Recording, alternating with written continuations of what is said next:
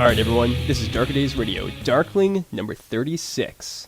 As casual listeners may know, the Darkling series is typically a sister show to the Darker Days Radio episodes, which covers in-depth topics to the World of Darkness games, and also other games which we feel are definitely of interest to our listeners. And tonight we're going to be talking about Warhammer, and joining me on the microphones, we of course have Chris. How's it going, Chris? Hello, I'm pretty good, yeah. I had just recorded today a video review of Hybrid. So, again, another fancy miniatures type thing that's sort of similar to Warhammer. So, yeah, I got some stuff ready, and I've been painting lots of toy soldiers and getting lots of good feedback off people, and finished painting Slender Man. So, yeah, good. Outstanding. And of course we've got Chigg. How's it going, Chigg? Pretty good, Mike. How you doing over there? Oh, not bad, not bad. But definitely the man of the hour here is a Warhammer legend, I'll say, of the Connecticut area.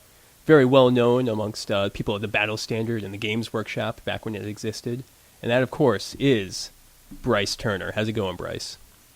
Well, only a little embarrassed after that, Mike, but I'm good. It was a nice drive up here. Yeah, definitely. So we're going to have a pretty casual episode here because Brice is actually physically in my room right now, which is not usually something we have here on Darker Days. And we got pizza right in front of us, so you might hear some little chewing in the background or something like that. But anyway, yeah, we're here today to talk about Warhammer. It's a pretty sweet game setting and multimedia franchise created by Citadel Miniatures and Games Workshop. Of course, there's a long and storied history. It's been around for over 30 years, and there's been the miniatures game, role-playing game, video games, a horribly failed MMO, and a lot of other very interesting stuff. So yeah, let's just kind of jump right into it, I guess, and let's kind of dig into the Warhammer setting itself. I kind of combined here in the show notes that it's a game of fantasy battles in a grim world of perilous adventure, which is combining the taglines of the miniatures game, Warhammer Fantasy Battles, along with the role-playing game, which is Warhammer Fantasy Roleplay.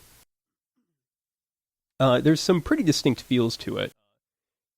There's a very high fantasy aspect to the war game, where there's dragons, magical weapons, giant comets falling down from the sky to destroy other people's armies, and just masses of troops battling it out on these grim battlefields. But then on the other hand, we look at the role-playing game, especially in the older first edition material. It's actually pretty low fantasy. The kinds of characters you'd be playing are things like a baker, or a highwayman, or maybe the guy who collects... a rat catcher, or a guy who collects taxes. So it's a very different feel, yet it's all in the same setting itself. And really, I think the thing that brings it all together is sort of the black comedy aspects of it. There's a lot of satire, especially because the world itself is basically planet Earth just changed into a fantasy setting. There's literally the default setting is the Empire, which is based off of the Holy Roman Empire and exists exactly where Germany is when you compare the real world map to the old world map of Warhammer. Likewise, there's a French nation, the Kingdom of Bretonnia. The Grand Duchy of Kislev is alternately Poland or Russia, depending on who's writing it. You have Talia, which is, I think, was essentially Italy. You also had Estalia, which was essentially Spain. You've then got Albion, which is essentially where the British Isles would be. Cathay, Ind, and Nippon, respectively, are China, India, and Japan. Yep, definitely. There's also there's Ind, which is the Indian Empire back then. Yeah. And there's Araby, Oh, of course, Araby, yes. and then the Southlands, Lustria, South America, Nagaroth, North America. And it's very strange, North America. While the kind of European locations and actually also the Asian nations and locations kind of stick closely to their real-world counterparts. If you go to Lustria, which is South America, or Nagaroth, which is North America, you find a lot of elves, lizardmen, and, dinosaurs, which is pretty sweet. I think it was hinted somewhere. I think if you go to the far west of Nagaroth, there are meant to be somewhere in the watery caves some sort of fish people. But that may have been retconned out again in one edition. I don't know. Who knows? It's been a long-running conspiracy theory in the setting that there are fishmen somewhere. Yeah. Somewhere. They're out there. Yeah, I'm pretty sure. So yeah, it's a pretty interesting setting in that regard. That it has these different nations like the Empire, which stick very closely to their real-world historical counterparts in our world. The Empire is very much the Holy Roman Empire, where there's these different elector counts, and they all elect a emperor over them based on who can essentially wheel and deal the most in the political arena within that nation. Mm-hmm. So I think my question for Chris is, you and I have had a lot of discussions about cultural appropriation in Yes. games. Like, I can't remember the name of the game, but there was one, the Polish miniatures game where the orcs, Volsung. yes, were very much East Asian. And we kind of were a little down on that sort of cultural appropriation. So why is it that when you look at Warhammer, it's a lot more cool that they just take real-world nations and then convert them to this fantasy setting? I think first of all, with most of the regions, that are appropriated. So if we look at like the Holy Roman, we've got the Empire, we've got Britannia, we've got Cathay, Ind, and all those. Like, first of all, with Cathay, Ind, and Nippon, there is hardly any material on them anyway, and there is basically no miniatures to represent them. So it's not really like Games Workshop's even gone about taking any massive missteps in representing them. But they are human empires. So there's none of this sense of, in the classic sense that, in Tolkien, in Middle-earth, the orcs come from, and the Southlands are kind of like your kind of a standing for lesser humans and all that type of thing. And it's been criticised for that. So I would say that Warhammer gets a bit of a pass in that while it does a fantasy take on lots of different regional areas, it doesn't, or time periods, because often some of these regions are locked into a specific time period from our world as well. So they're not contemporary with each other really in that sense. I would say they haven't represented them as being less than another part. So Britannia isn't considered a lesser group of people compared to the Empire, and the same with Araby. They're just different regions. So in that respect, it gets away with that. And then I would say otherwise, the other places it maybe gets around things is obviously it has its own unique, I say unique, but it has its own set of gods and deities within the setting. And evil is something that more or less comes as an external force to the world, the force of chaos, which we'll get into, rather than being something that's inherent to a particular group of people. And then I guess it's not really, as for the cultural appropriation for the South American stuff, I guess there's a bit there, but then, again, they're not really representing South Americans as being less than human by making them, instead that entire area being like, lizard people, because the lizardmen there are actually, they're the good guys to an extent. So I guess that's kind of okay. So in that respect, I guess Warhammer's been kind of lucky in how it's kind of taken steps to kind of treat different regions. Because it could have done it in really horrific ways.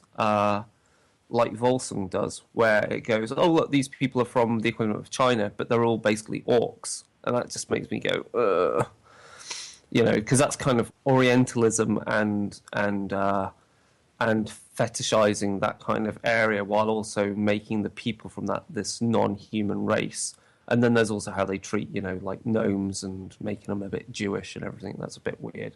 So Volsung is, to me, problematic. Warhammer, I don't know. Warhammer just seemed to have been really lucky. Well, I think they stamped out a lot of the issues that were previously there. Like they had the Slan originally in South America, but they also had simply just Amazons, which they got rid of. Yeah. And additionally, I think those are one of the main things that got stamped out. Famir, that this is kind of a side thing, but that was a very problematic race that was removed from the setting. And actually, the guy who wrote the Famir originally pretty much keeps up and says that it was a huge mistake. But that's sort of a side tangent there. Yeah. So Chris, you kind of mentioned this force in this setting, which is chaos, and you know we've discussed right now the kind of geographical setup of the world and some of the nation states, but probably one of the most important aspects of this Warhammer setting is chaos, and I think this would be a great time for Brice, you to kind of show your knowledge of the setting and explain what chaos is and why it's such an integral part of the setting and story of Warhammer. Okay, so actually first, let me get a little louder here. As Chris was saying before about the cultural appropriation, I mean, Warhammer actually started in South America, so it's kind of a turn on that whole imperialization. We're going to go civilize that part of the world, and rather life starts there, and the rest of the world starts from there. So you had the old ones, they call them in the setting, some star travelers that come to the Warhammer world, set up gates at the North and South Pole, and that's their way of traveling between planets. And so they create lizardmen, as we mentioned before, in the Lustria area. They have the Slan, which are basically toad people, really fat ones, that just hurl magic around, make mountains, pretty much just do whatever they want, and then create a whole other race of lizards below them just to build temples and protect them and pretty much do what we do, I guess, every day. Yep. And then from there, everything's going good. Lizards weren't enough, so they create the quote old races, elves and dwarves and everything that we're all used to from fantasy settings. Everything was co-opted from Norse mythology and that stuff. And then what underlined this at those gates where they traveled was linked to the place called Chaos, which I think, well, first we talk about Chaos a little bit. It's a realm where nothing makes sense, time doesn't make sense, laws of any kind of science just don't function there. And it's really borrowed from Michael Moorcock's work. Other people here might know more about that than me if they want to talk about it. Nope, keep going. All right. So, within there, the Chaos Gates collapsed. Right now, there's actually, with all the new stuff that's come out, there's some debate as to why they collapsed. The what? Sorry? Say that again, because I haven't read the new stuff. Oh, so there's a debate now whether or not the gods who existed in the Chaos realm existed before the fall of the gates and contributed to it. There's also some stuff to support now that they only existed after the fall of the gates. Okay. So, I mean, it's not a huge issue. But either way, the gates collapse, and the emotions of all the beings create these 4 chaos gods who are basically the big bads of the setting. And the 4 are Zeech, who's the master of deceit and everything going to plan, Nurgle, god of pestilence, and entropy, basically. So I guess going back to the emotions that they are, Zeech would be, he's the emotion of hope, right? Yeah, correct. Yeah.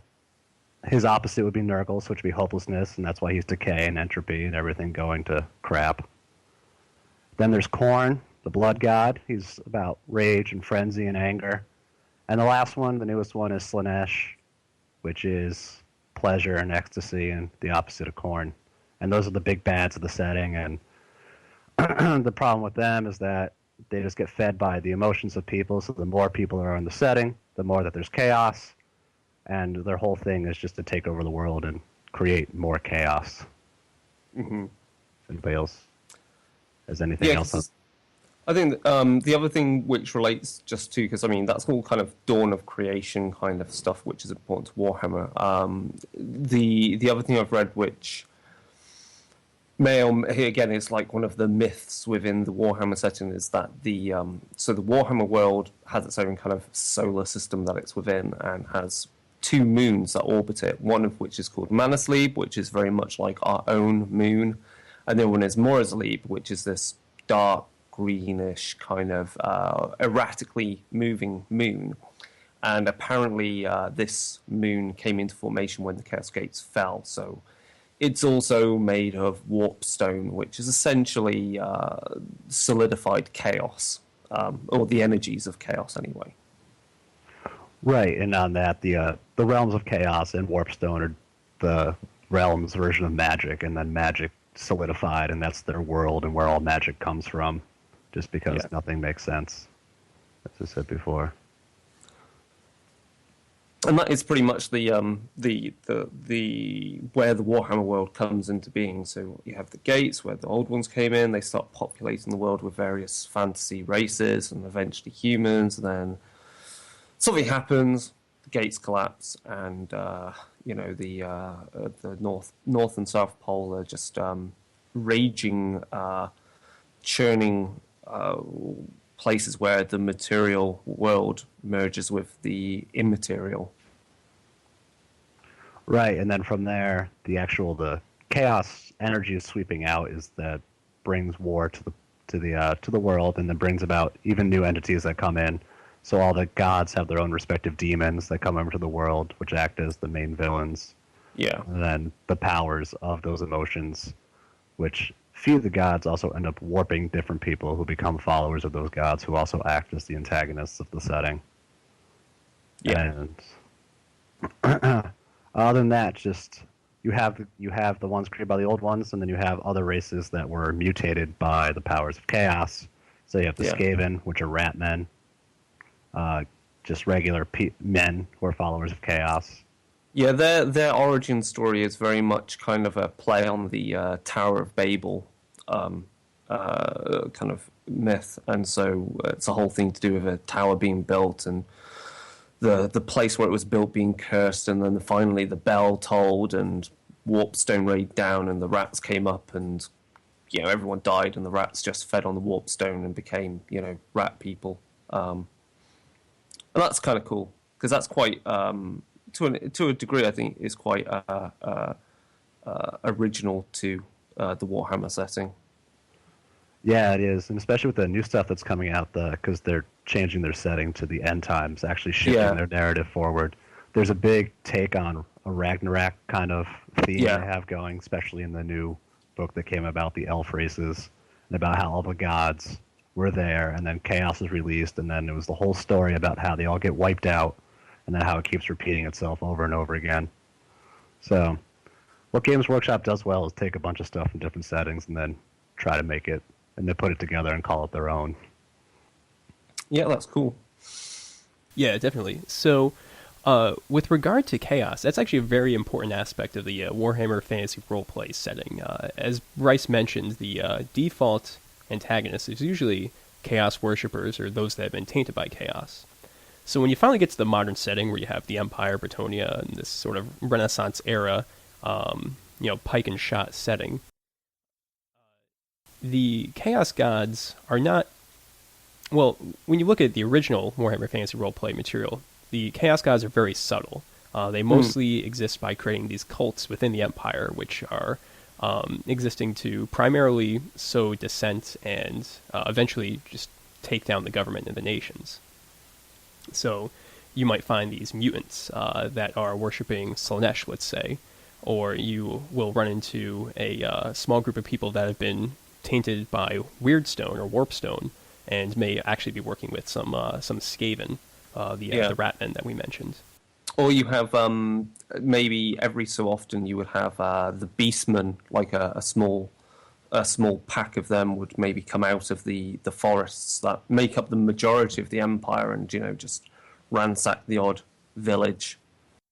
Yep, yeah, precisely. And when you get to the later setting, especially with like Warhammer Fantasy Roleplay 2nd Edition and the more modern Warhammer Fantasy Battles game, chaos is slightly more overt. There's a lot more interaction with these northern tribes, these tribes of humans that live close to the North Pole, where one of those polar gates we mentioned has collapsed.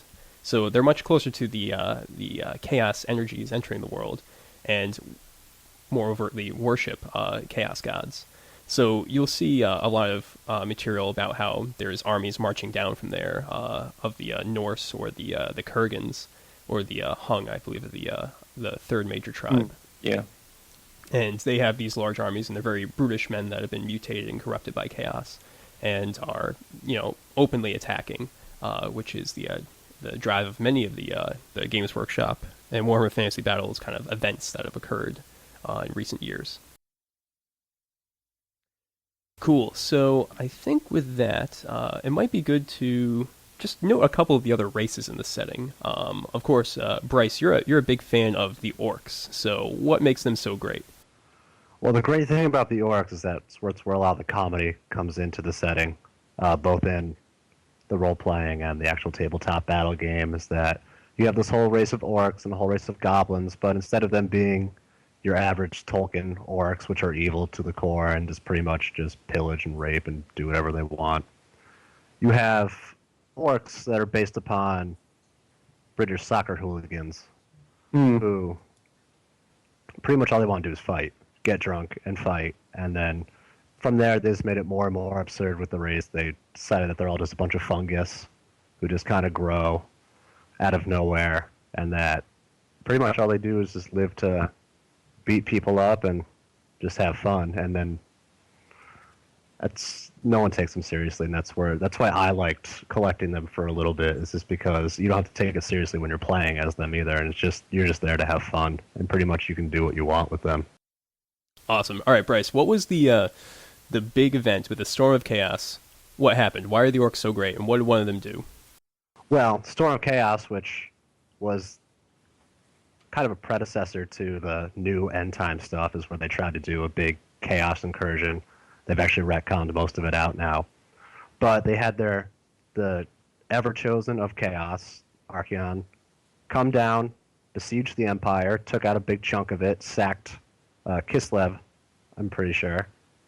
Came in, started wiping people out, and just when he thought that he was going to destroy everything, and they had their champion for the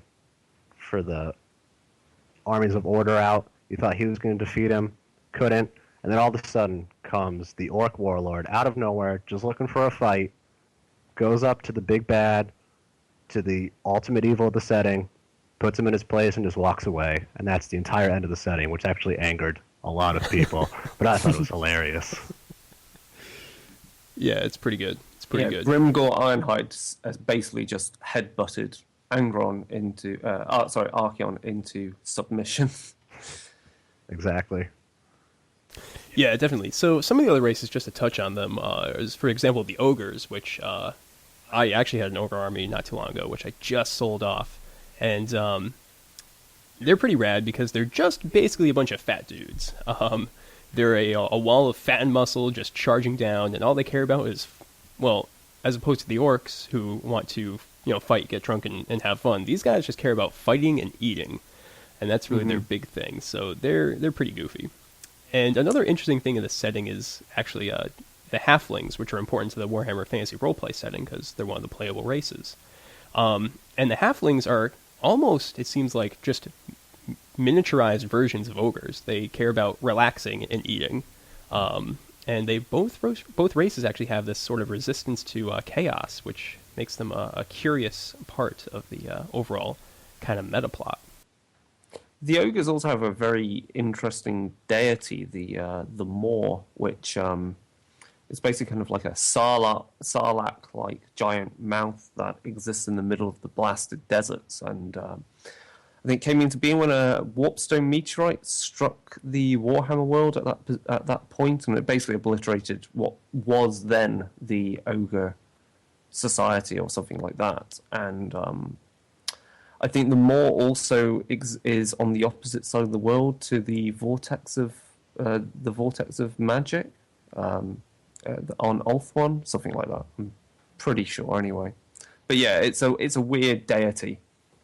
Yeah, it's pretty rad. Another important race right now for the overall end times setting that we keep alluding to is, of course, the vampire counts and the vampires themselves, which clearly I enjoy and collect an army of.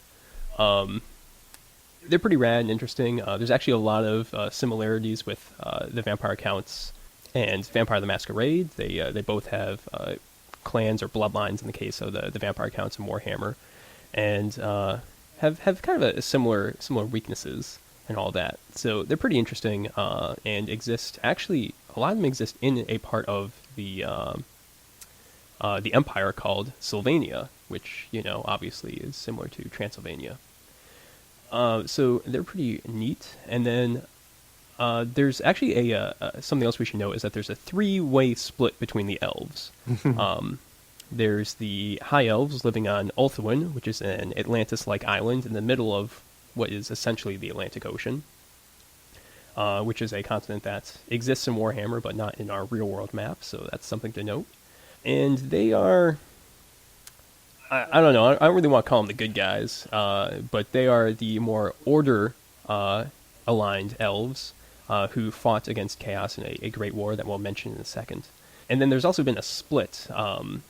There was a very important elf that was supposed to inherit the Phoenix throne of Ulthuan, named Malekith. And of course, due to some questionable events, he did not inherit it and took a number of his followers across to Nagaroth, which is similar to North America, into the cold, blasted lands there, and created the Druchi, or the Dark Elves.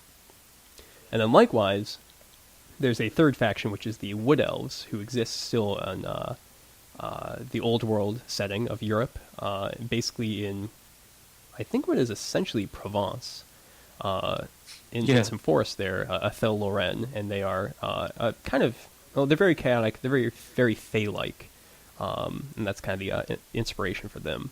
Yeah, they're the remnants of the elven colonies after the elves withdrew from the old world. Yep, correct. So, I don't know, is there anything we missed in particular? The Tomb Kings are kind of intertwined in the whole undead mythos of the setting, and are very important again for some of the end times material. Yeah, and I think with that we've covered all the core armies and most of the important races. Yeah. Well, not dwarves though. Dwarves are very important and very cool, and this actually be a good time for Brice to show his knowledge once again, because I don't know too much about them. Yeah, those ones I collected that burned up in the car. That's true. Yeah. Anyway, dwarves are, well, they're pretty much like the dwarves in Lord of the Rings setting. They're reclusive, just hang out in the mountains, mining gold, mining silver. They had a big transgression with the elves, which I think we'll talk about in a bit. Other than that, they're just greedy, and they like to drink a lot too. And they focus on engineering and smithing and like all the other stuff from Norse elves or from Lord of the Ring dwarves or Lord of the Ring dwarves. They're pretty much just dwarves, but they've always had a charm to me. Well, I mean, they're the stunties of the setting, so that definitely makes them pretty adorable, if you will. I think one of the interesting aspects of the dwarves here is that they really they take the Lord of the Rings and tokenistic dwarves and then just take them a little bit further. They're grumpy. They have this book of grudges and that sort of an aspect. And there's also the Slayers, Brice. What about the Slayers? Oh, yes, the Slayers. If you, as a dwarf, commit any minor indiscretion against your honor, you have to shave your head, usually in a mohawk, dye it completely orange.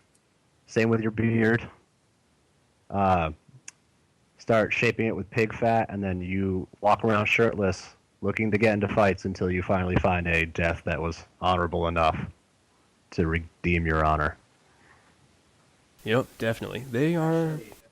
Actually, my favorite part about that is we talked about the fantasy or the role playing setting before, and there was the job of the dwarf messenger, because like we said, it's low fantasy. Your job is to give messages to people, and even if you fail to get a message to somebody, you have to take the oath, give up everything you have, stop wearing shirts, start dyeing all your hair, and just start fighting people until eventually you die. It's a brutal setting. It's definitely a brutal setting. Cool. So is that it for the basic setting and races and all of that?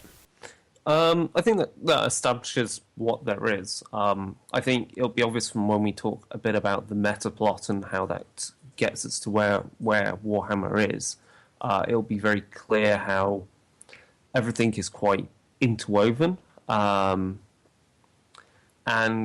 I think that will then establish why the Warhammer setting is kind of interesting to play in, because I think it's important to say maybe at this point that what we'll talk about and the impressions that people can get by looking at the meta plot from Warhammer and looking at the war game, those are all the war game and the meta plot all represent the really big events within the Warhammer world, and that on a normal year, on a regular year in a certain corner of the Empire, these things don't really matter, and things progress quite normally. You know, these massive battles and everything are the culmination of lots of politicking and prophecy and so forth, all coming together to create some, complete, massive world-changing events. Yeah, I think I would agree with that. The battles you see when you're playing Warhammer Fantasy probably aren't everyday events. They're really supposed to be the culmination of, or at least as it was originally intended with the setting, culmination of, a large war or some sort of a huge political conflict. As opposed to the way that I think they try to represent it now with like 8th edition of Warhammer, that these are happening all the time, which is pretty unreasonable. If the Empire kept having all of these chaos, beastmen, undead armies just marching across it all the time, it would be decimated pretty quick. Cool. So I think with that, let's move on. We'll talk about the meta plot a little bit of the Warhammer setting. We've already mentioned kind of the core origin story, the generally accepted one, that there were the old ones, which came down, created the polar gates, and created the Slan race itself to be its servitors, who in turn created the lizard men down in Lustria. And then from there, the gates collapsed and the old ones left, which allowed the Chaos Gods and their demons to emerge into the world itself. From here, the main the next large conflict was that the elves and I guess the lizardmen down in Lustria as well, kind of independently of each other, began to fight a war against Chaos to attempt to seal them away. Eventually, the elves of Ulthuan did win, and they sealed away the Chaos Gods and tied up the winds of magic entering from the polar gates in this large vortex of magic. Mike, you want to mention how the magic is made up of the winds? Okay, that's definitely a good, important part of the setting. Magic comes from chaos, and the 8 winds of magic, which come from the polar gates. I think the winds actually do move from north to south. Yeah. I believe that is a thing. And just as kind of another side tangent of the setting, the elves use all the winds of magic and actually make a blend of it called high magic. But they didn't think that humans could handle it, so they only taught the humans when they finally met up in the setting the individual winds of magic and set up these 8 colleges of magic, which are, for example, the amber wind, which is the beast lore, and then there's the amethyst wind, which is the death magic. So from that, it kind of gives you a lot of flavor for how different classifications of magic is defined in the setting, as opposed to D&D, where it's just like, you can only do necromancy. Well, you can't only do necromancy spells. You can only focus in necromancy, that sort of thing. As opposed to here, where if you're casting those fireballs, that's pretty much all you do, and you have a lot of fire-based magic if you're a bright wizard. But anyway, getting back to the overall plot and story, and it's actually kind of interesting that this setting really has a very linear narrative. Despite all the background material that goes on, there really is kind of a core story, which we're going to try to follow right here. So the elves, in towards the beginning, fight this major conflict against chaos, and eventually seal them off, basically temporarily, by using the magic and energy entering that's allowed the chaos gods to enter against themselves. However, this sets up a very large political situation where one king basically emerged amongst the elves, and his name was Anarion. He died fighting against chaos and was very well honored. And of course, he had a youngest son, Malekith, who, because I believe all of his brothers were killed, Believed dead. Believed dead. Okay, very good. He basically was in line to inherit, but because of the politics of the High Elves, they didn't let him inherit. They chose another, Belshazzar, who was an older fellow, because some people in the High Elven courts didn't think that Malekith could handle the leadership, despite his excellent military prowess and phenomenal political skills. This denial of the crown basically led to a civil war amongst the elves, which caused some great fractures. I believe Nagarond, this location, this region of Ulthuan, physically sank into the ocean, and there was some pretty major fighting going on.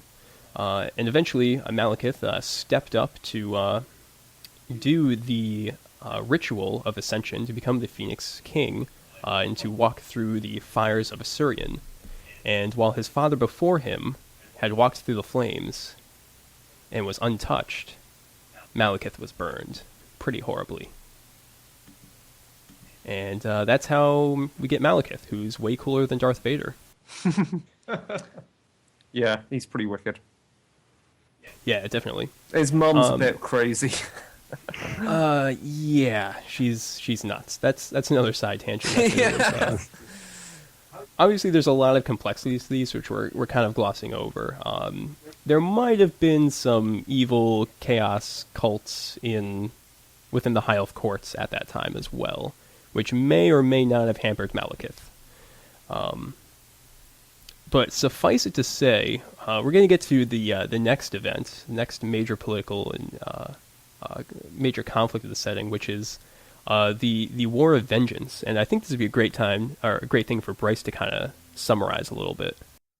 Okay, so right after, as Mike just mentioned, the sundering between the elves, which is where part of their island Youthland sank, and the rest of the now dark elves went to Nagaroth, North America. The elves and the dwarves had always been really close before that time. Malekith, in fact, the one who left and the one who started the Civil War, was the one who treated with the dwarves and made the trades, and everything was just great between the two races until Malekith got shunned and had to go all the way over and then got sealed in his suit of black armor. Really pissed off, so he said, I'm going to give it back to my cousins back who kicked me out. So what he did is he started to dress up as the High Elves and started attacking dwarven caravans. And the dwarves, being proud, obviously weren't too happy. They sent a messenger over to the now Phoenix King, which is the king of the elves, of the High Elves, and demanded that he pay them back for all the stuff that they attacked. The new Phoenix King was a little arrogant, and he decided that he was going to send a message to the dwarves by shaving the messenger's beard and sending him back, which is pretty much the biggest atrocity you could commit in the world, because even though we have all these people fighting over this and that, it's all these little things that really cause the big wars. So he goes back, no beard, and then the dwarves go to war with the elves, which basically means every elven colony is decimated in the old world.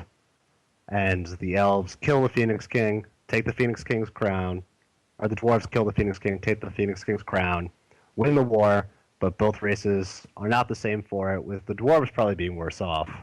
Because I think that's about the time that the Slan over in Lustria decided to do some interior decorating on the world and move around some mountains, which causes the orcs and goblins to start popping up into the mountains, along with the Skaven, and to start decimating the already decimated dwarves. And that's the War of Vengeance. It's just about getting each race smaller and smaller till they become more grimdark and more desperate. Yeah, absolutely. So this is kind of the point where elves and dwarves start to decline, and that kind of leaves some room for another race to pop up.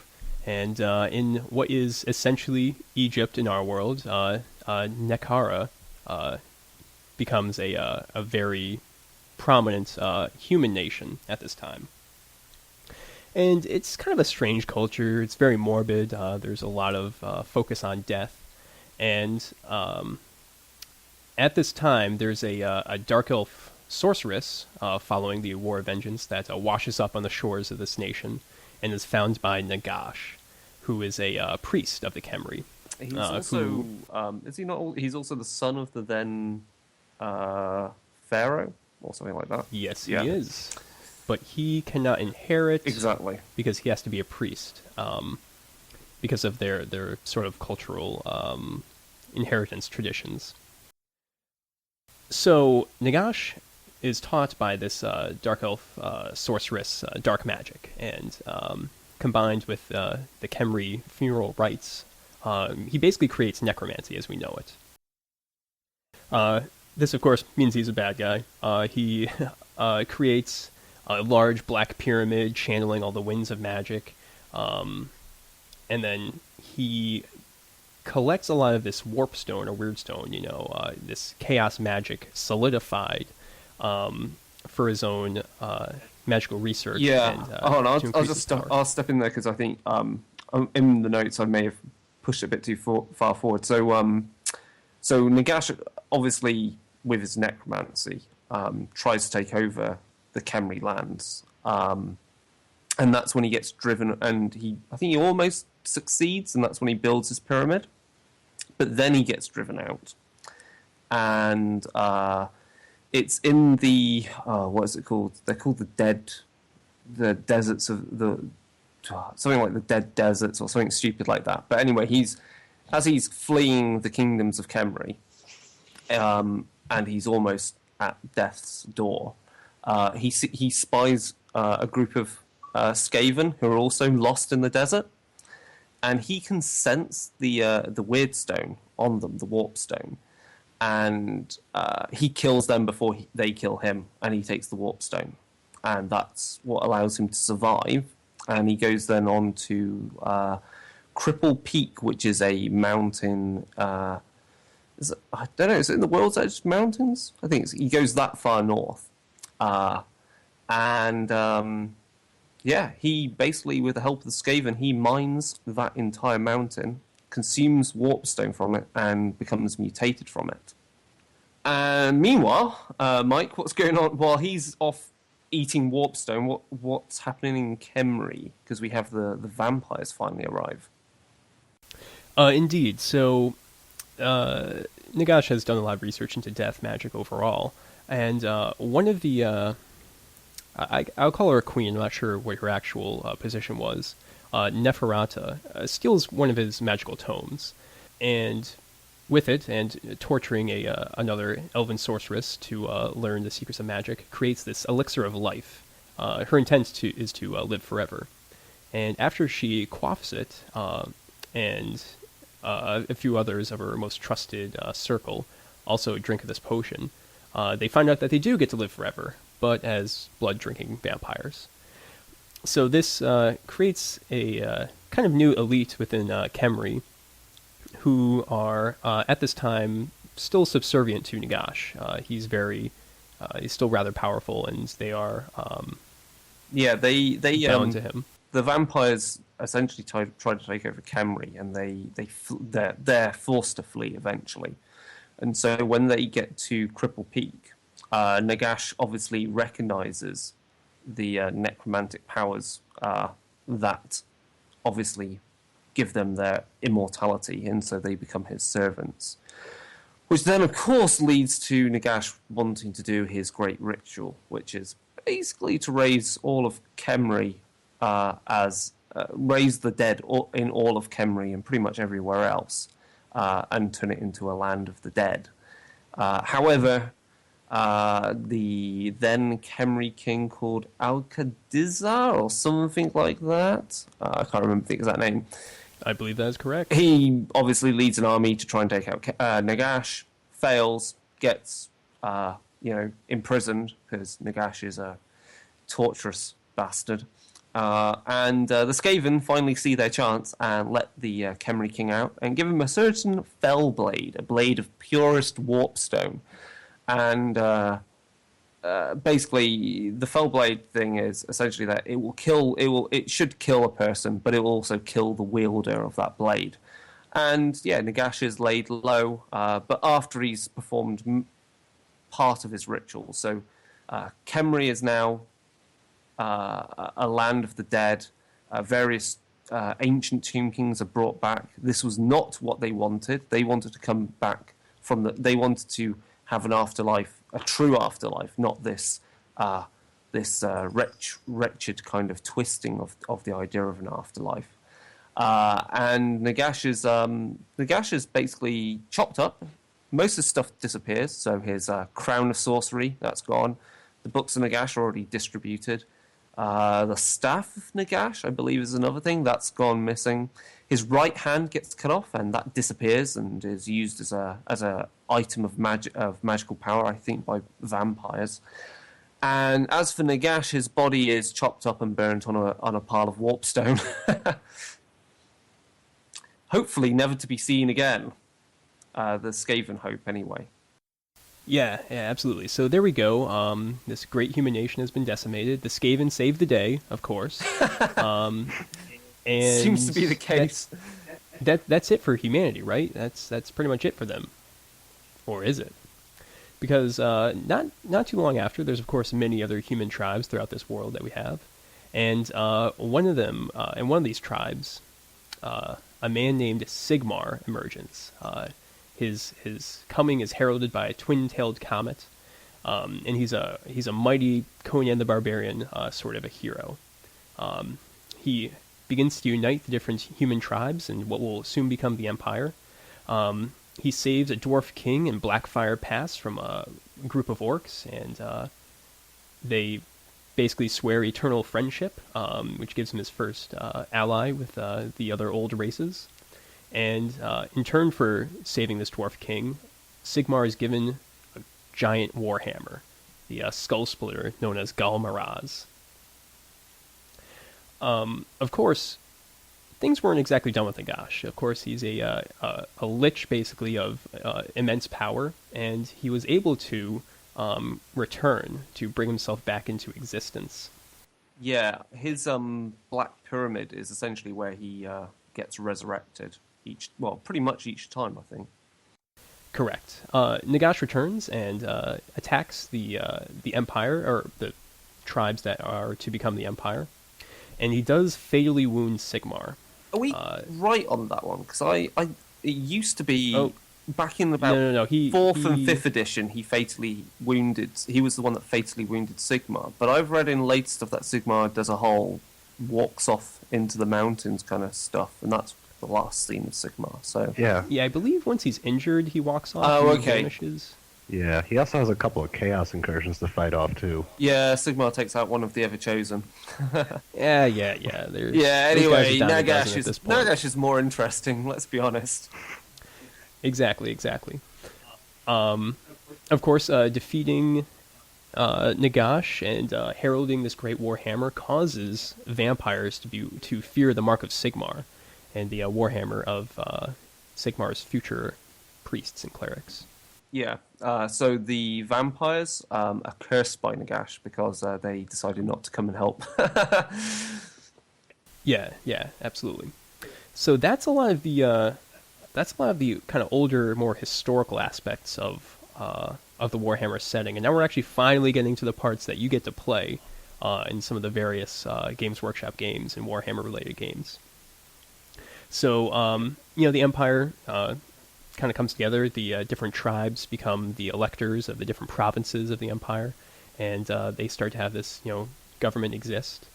It runs okay for a little while. There's some good emperors, there's some bad ones. Things kind of start to fall apart at one point, and there's actually 3 separate electors that declare themselves emperor of this great nation. And all the while, a very important aspect of the setting is that citizens of the Empire, actually begin to worship Sigmar, this first emperor that united their nation. And one of the interesting things is that as they worship him, his priests and then warrior priests actually start to exhibit spells and magic, similar to the priests of other gods, whether they be chaos gods or some of the older gods of humans or elves. So that's a very interesting point, is that somehow Sigmar became a god during his life, or after his life, I should say. Of course, the Empire is beginning to fall into ruin due to this civil war, 3-way civil war that's going on. But one of the great cities at this time, which is still doing very well economically and all that, is Mordheim, which is, I believe, in Ostermark, that province. It's a very wealthy city, but there's quite a bit of decadence there. And the individuals there are very afraid that things are falling apart around them. The year is 1999 in the imperial calendar. There's a new millennium coming. There's a lot of doomsaying in the streets. But then, luckily, they see a sign. In the sky is another twin-tailed comet. It's flying just above their city. The citizens are all very happy and excited. They haven't seen this sort of thing since the heralding of Sigmar. And pilgrims and individuals that want to be absolved of their sins essentially flock to the city. And the comet gets brighter and bigger. It keeps coming. And festivals are held, and everyone's very excited at Mordheim. Until the comet crashes down and kills everyone, and creates a blasted city, and it's in complete ruins. And this actually sets up the setting of a skirmish war game for Warhammer called Mordheim, where different war bands and gangs venture into the city to fight over Warpstone, because this meteor that fell was actually not a heralding of Sigmar, but a demon prince from the moon Morslib, the one made of Warpstone that we mentioned before, crashing down, a shard of Warpstone crashing down on this location, the city, and releasing him back into the world. And this actually is kind of interesting because it starts a sort of a side arc within the Warhammer story of this demon prince Be'lakor, who was the first ever chosen of Chaos. I got that quite wrong. He's not the first ever chosen. He's got a really weird thing. He hates all the ever chosen, but he's one of the first demon princes, and he is for some reason cursed to bestow the items of power and crown every ever chosen.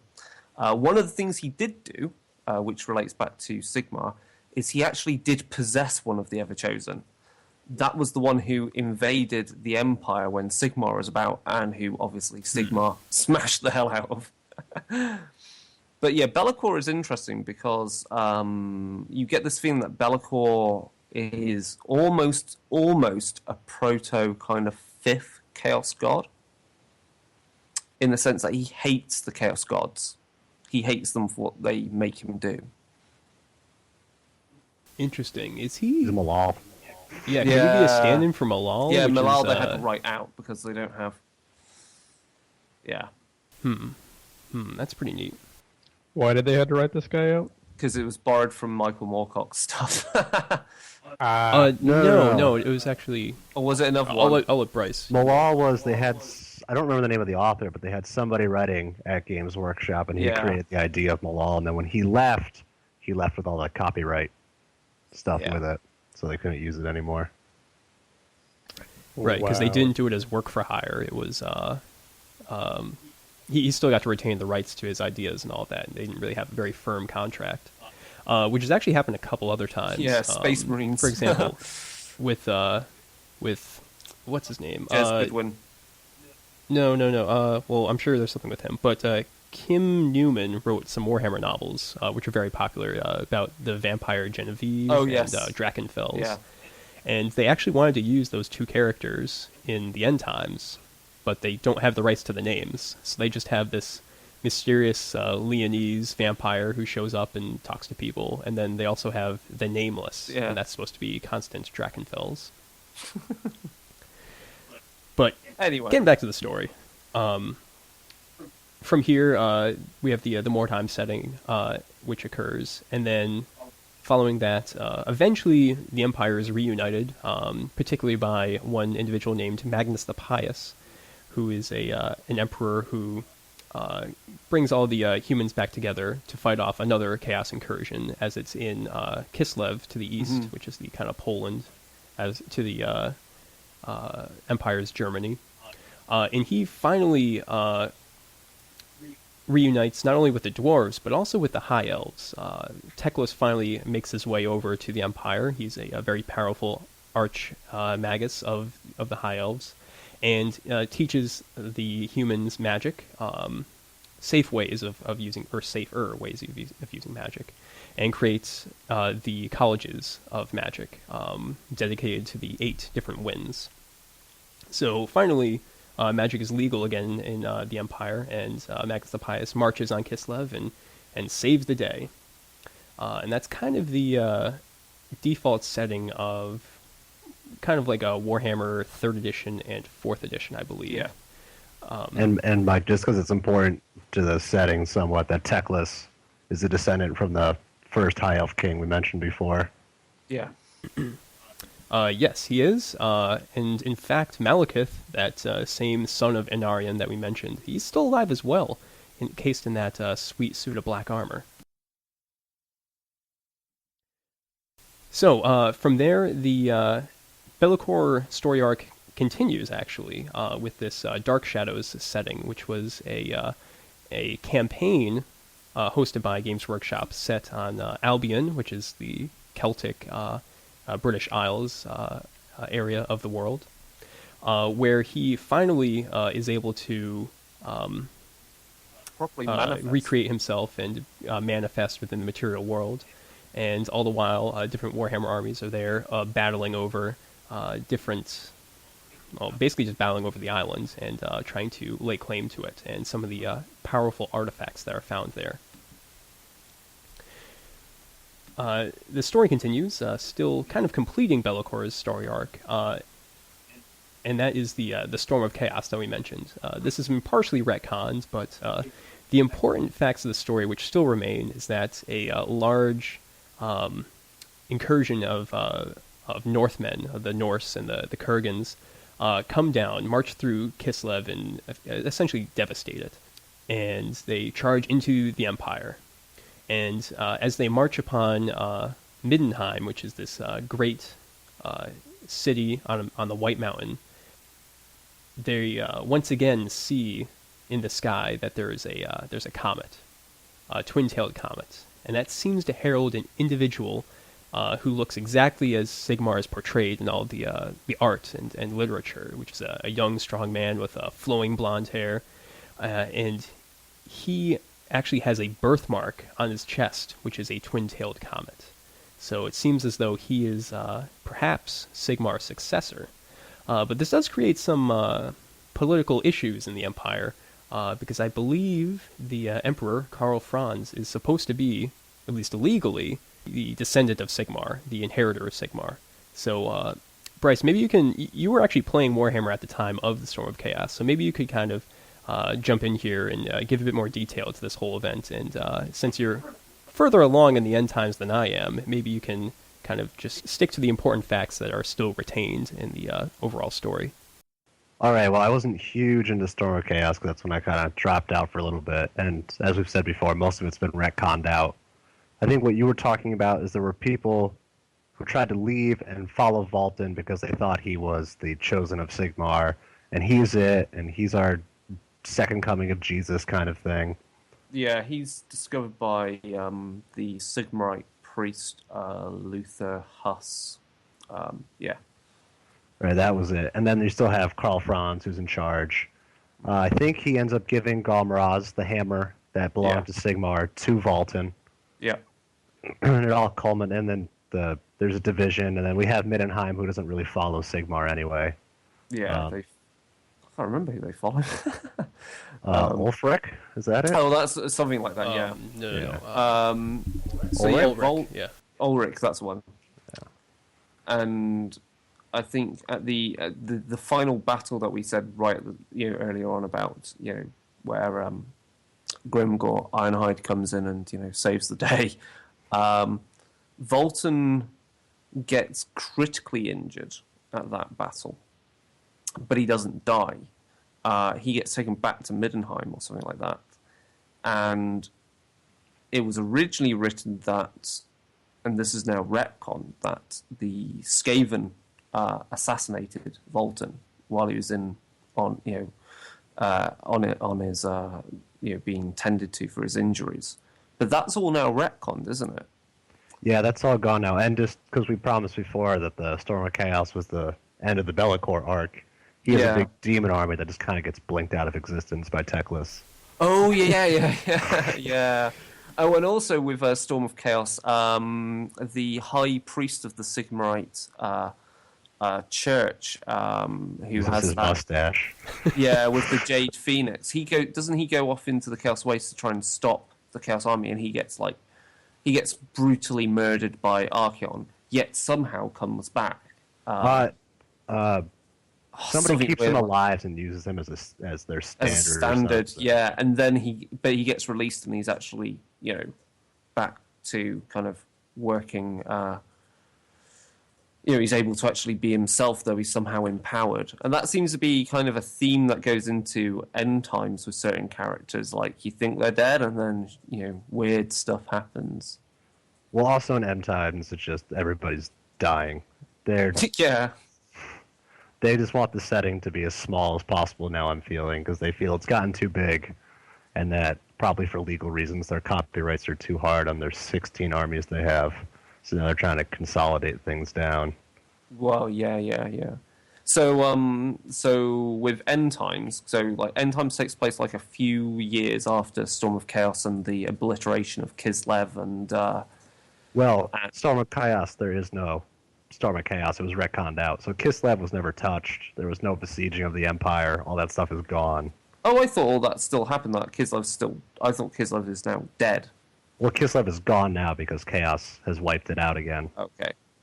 So sort of those events are sort of folded in, but they're not a separate event. They're just the prelude to the end times. Right, and a lot of things go a step further. Like instead of Kislev just being sacked, now Kislev is just utterly destroyed, and there's nobody left.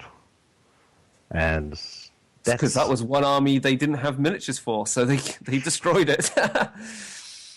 Yeah. Anything to say about that, Mike? And your old Kislev models?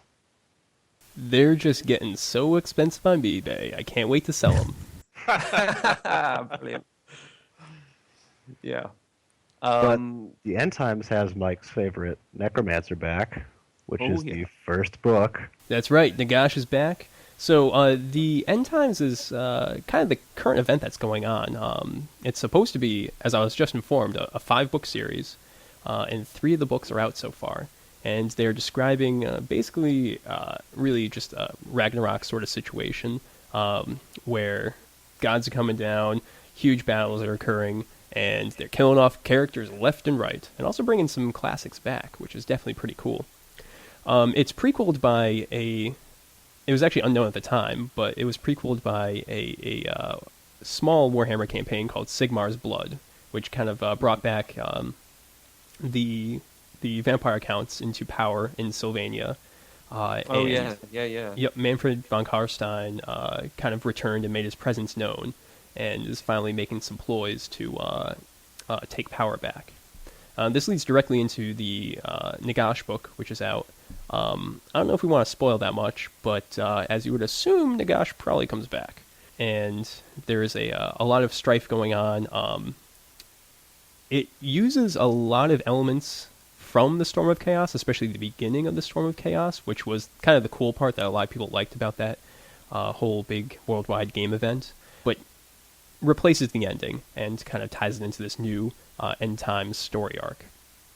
So Valton is still a character, and he matures and becomes a great leader within the Imperial Army. Additionally, characters like Vlad von Karstein, who's kind of a classic character of the setting, he returns and is brought back to life. There's some new characters as well. The second book is called Glotkin, which is 3 Nurgle blessed brothers who are brand new to the setting and are kind of interesting, and they're marching down from the north to take out the Empire. And then, of course, we finally have the third book, which just came out, called End Times Cain, which begins to resolve all of the interesting things that were going on with the Elven nations. And it's, spoiler alert, stuff happens with Malekith, as you would assume. Yeah. One thing, though, is about this, just the scale of the end times, especially compared to Storm of Chaos, because Storm of Chaos was kind of the old world that we just keep discussing, whereas the end times is everything's going down. The lesser nations we mentioned before, Telia, Astalia, Araby, all that, is being overrun by Skaven, Ratmen. Lustria and Nagaroth are being besieged by both Chaos and Skaven to the point where they can't really hold them off anymore. I won't go into it too much. Yeah, please don't spoil anything. I'm trying for you, Mike. The Ogre Kingdoms are on the march because there's just complete, geological apocalypse going on in their lands. That mostly is the reason why. I guess Cathay is a very easy place to wipe out with regard to Chaos because they're already kind of sort of aligned with Tzeentch, so they're kind of done for. Yeah, it really does. It really does. Like, it is Games Workshop going, what do we not have miniatures for that people have and could make miniatures for? Let's kill it all off. And then the Lizard Men, they have some kind of exodus planned. We don't know where they're going, but they're going somewhere. Oh, I hope they go to the moon. That'd be awesome. Yeah, it's all pretty But mental. which moon? Well, yeah. So, yeah, Warhammer End Times is pretty epic level of stuff going on because, again, kind of, we've got the Chaos Gods and we've got Nagash because, like we said, with Be'lakor, he was kind of like, had this kind of feel of being a fifth Chaos God, something to fight, something powerful that was evil, but yet tried to, in his own way, was stood against them. And Nagash is also kind of this big bad who, the Chaos Gods live off the psychic, essentially live off the psychic energy, be it through prayer or whatever else. They live off the psychic energy of the inhabitants of the Warhammer world. So Nagash is a pretty big deal to the Chaos Gods because you can't really live off the psychic energy if everyone's dead. And it's just a planet that's a perfect world of dead, a dead world with an empire of the dead led by death personified. And so Nagash is a really, really big deal in the Warhammer setting.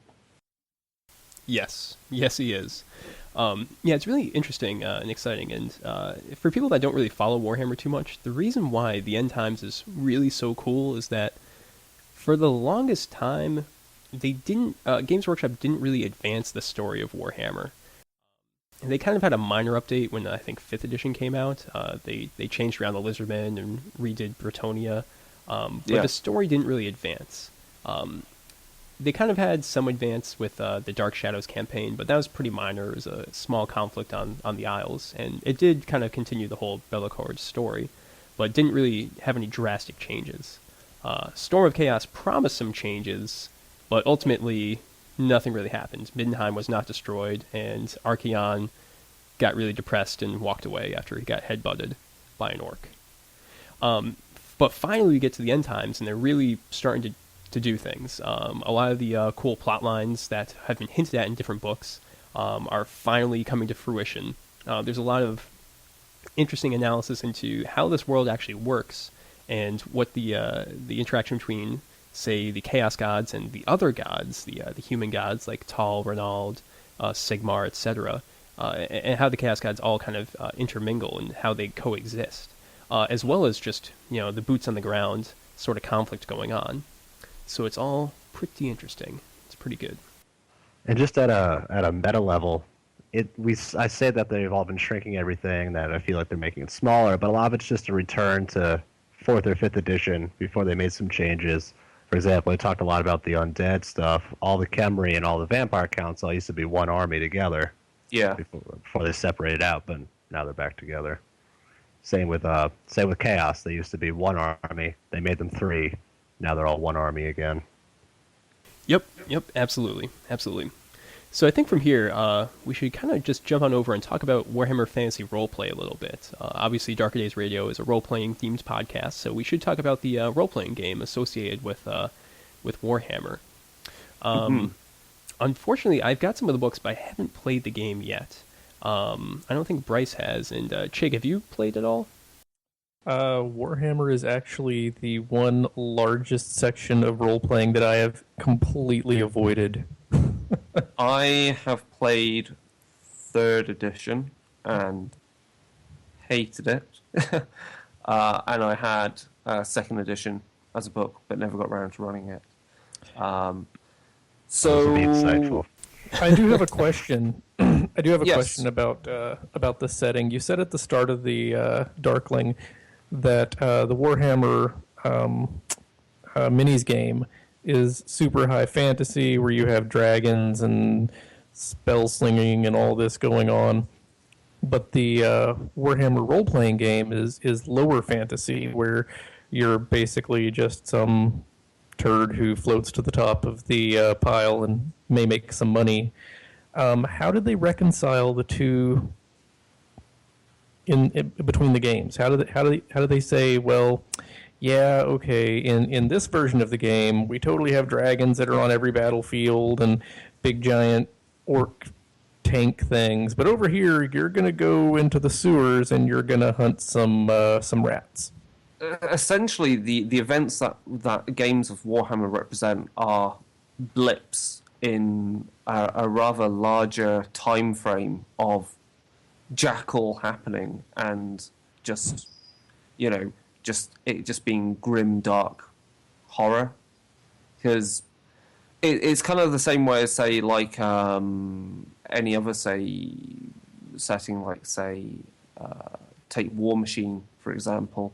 A lot of the big events in that are really big blips along a very long timeline where not much else happens for a while. So you have to think that, yeah, there are dragons and everything, but you've got to really think that when you're playing the war game, this isn't everyday occurrences. This is like once in 100 years, suddenly someone, the elves have taken to the battlefield and they've brought a dragon, because for the first time in say even 1,000 years, this dragon is awake.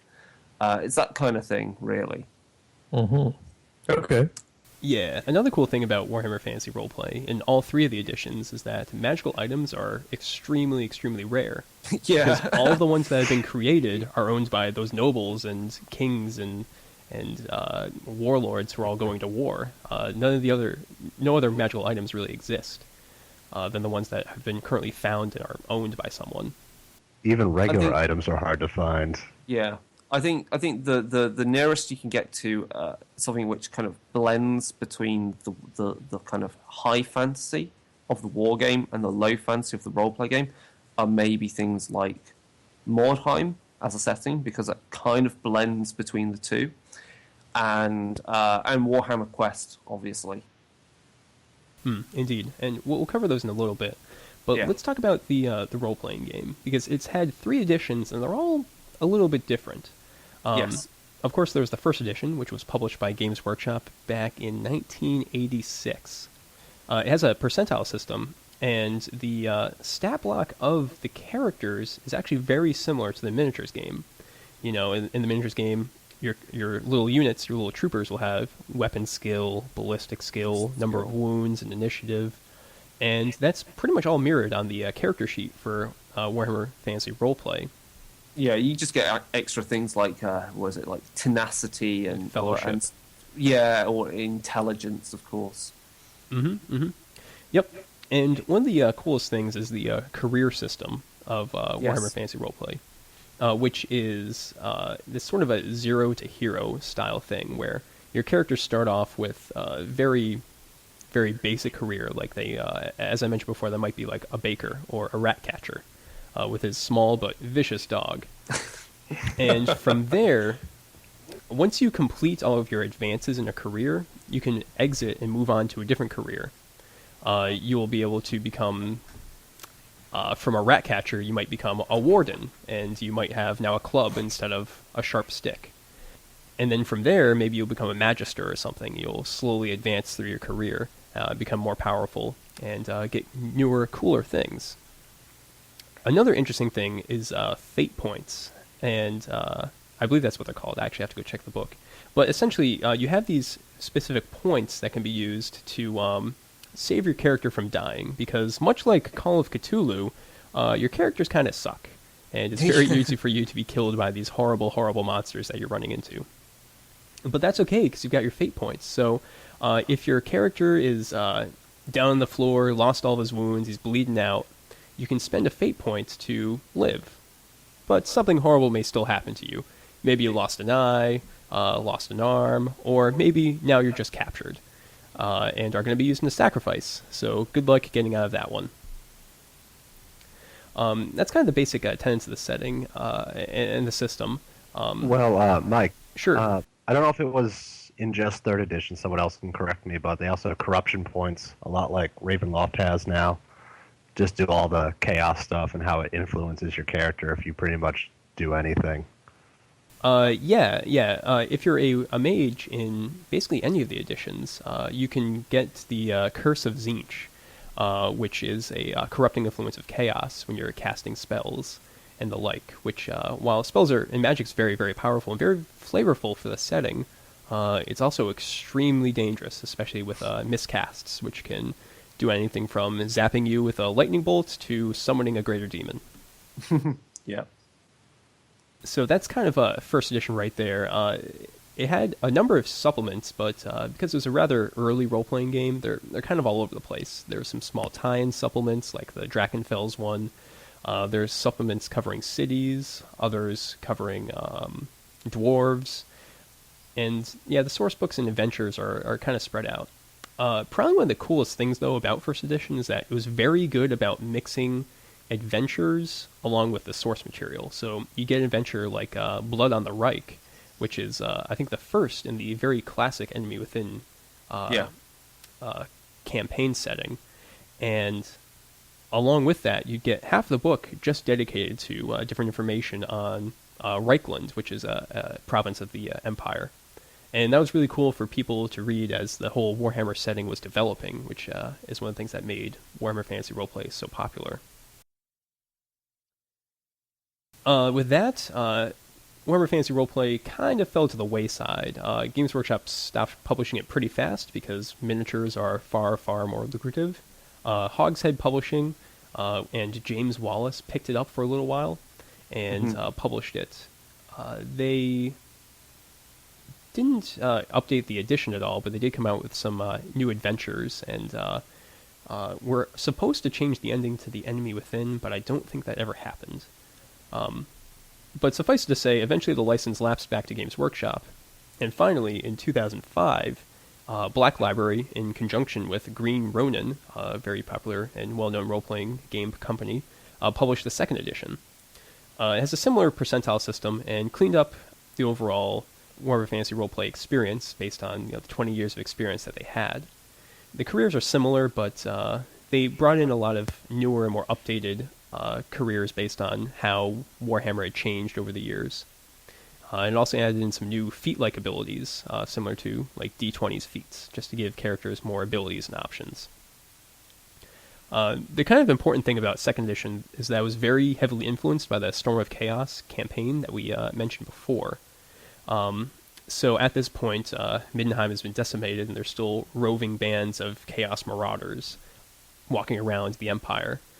So it's not as low-key as First Edition was, where you're mostly dealing with hidden conspiracies and cults. And you're actually, in this case, dealing with much larger threats and more overt threats. And that's also reflected in the adventures that came out for it, such as the Paths of the Damned and the 10,000 Thrones. Cool. So that's pretty much it with second edition, and then finally there's third edition, which is definitely by far the most controversial of all the editions. Yeah. I have a bunch of the books. I've got like the core set and some stuff, and it's published by Fantasy Flight Games. Came out in, I believe, 2009, and it's far more complicated than the other two editions, and a lot different, which did not endear it to the existing community too much. It has a lot of board gaming components, so you have your small little character sheet, and then you have a little character class card right next to it, and then all of your abilities are on small cards. There's a lot of chits and bits for keeping track of things, and there's essentially a lot of space taken up at the table and a lot of bookkeeping as a result. And they did that on third edition? Yeah, it's third edition. Wow, it took D&D and a whole extra edition to get that horrible. I wouldn't call it horrible. There's a lot of very cool ideas, and it's nice that the abilities are all printed out right there, so you don't have to reference the book constantly. But there's some issues. Because first off, the game uses custom dice, which is always kind of annoying. The dice have symbols on them representing success, failure, boons, and banes, which are just kind of like slight successes or slight failures, or issues that might happen during your action. And they also have exceptional failures. So this is kind of cool because when you roll your dice, you might succeed at something, but there's a slight problem with it. If you get a bunch of successes and a couple of banes, perhaps that means that your character picks the lock, but as you do so, the door creaks open, so the cultists inside the room now heard you, and they know you're there. So it's pretty cool for that sort of a storytelling aspect. But on the other hand, you have a lot of these ability cards, which are very constricting. Similar to, let's say, 4th edition D&D, there's a lot of just looking at your abilities that your character has, and they're saying, like, oh, I'm going to take this action. I'm going to use a killing blow on this guy. Which I think kind of makes it a little less story-driven and narrative-driven during combat, which is fine. I mean, it's still fun to have that sort of a tactical nature to your game. It's just a bit different than how Warhammer Fantasy Roleplay previously was in the other editions. It's interesting because the system that they've used for that edition of Warhammer seems quite well accepted for Star Wars, because obviously it's Star Wars uses, again, custom die system very similar to what they've used for Warhammer. So I think it, as you say, Mike, it's just the Warhammer Fantasy fan base just was like, nah, I'd rather just go buy PDFs of second edition. Yeah, exactly. So overall, I mean, third edition was very well received by a lot of people, and it got very good reviews. It's just that the existing fan base was not as thrilled or excited. But overall, it's an interesting one, and there's a lot of really cool game design decisions made with it, which makes it good to check out. I think that's it with role-playing. Do you guys have any other comments or things to point out? Not right now. I mean, I guess after we've talked about just the next section, we could always go back into really what makes Warhammer Fantasy Roleplay, like the type of stories and type of gameplay you get out of it as an experience, maybe, or what we expect from it. But yeah, we can always just do that as the final bit, like why we want to run it or why we want to play it. Really, I think that's what we're getting at, because obviously I've not run it, I've played it. I've played third edition, but it offers a certain type of fantasy setting that I think still stands out from a lot of other ones out there. Indeed. Yeah, let's talk about the spin-off games a little bit, and then that would be a good closing remark, I think, about just why we're excited about Warhammer in general. Yeah. So... Mordheim. This is going to be kind of a free-for-all, but yeah, Warhammer spin-off games. Yeah, Mordheim.